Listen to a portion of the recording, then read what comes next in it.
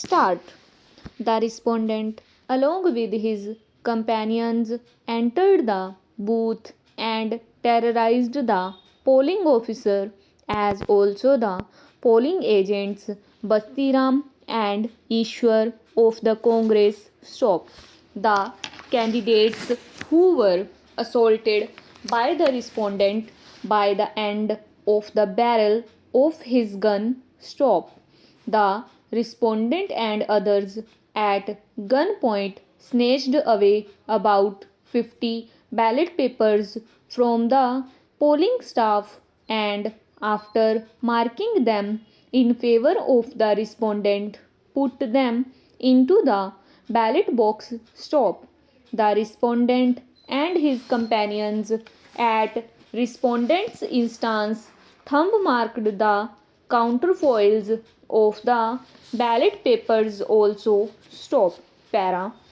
As regards the Boothal point, the appellants alleged that almost the same modus operandi was adopted by the respondent and he directed his supporters to prevent the voters from entering the booth, thereby depriving them of the opportunity of exercising their right to vote. Stop. Not content with this, the respondent left behind his relations Anil Kumar and Satbir Singh to carry on the aforesaid activities and gave further instructions that the maximum number of votes should be polled in his favor. Stop. Para. Thus, so far as Kalka and Burthal polling booths are concerned, two important corrupt practices have been alleged by the appellants. Stop. 1.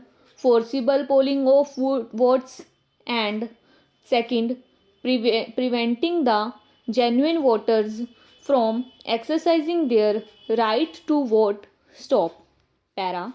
It manifestly follows that once it is proved that the respondent was not present at the time of the incidents at Kalka and Burthal, the case of the appellants falls like a pack of cards because it is well settled by several authorities of this court that the corrupt practice must be committed by the candidate or his polling agent or by others with the implicit or explicit consent of the candidate or his polling agent. Stop. Where, however, the supporters or a candidate indulge in a corrupt practice on their own without having been authorized by the candidate or his polling agent, the election of the returned candidate cannot be voided. Stop. We might mention here that the last factor indicated by us is conspicuously absent in this case, taking ex facie the entire facts narrated by the appellants in their pleadings or in the evidence. Stop. Para.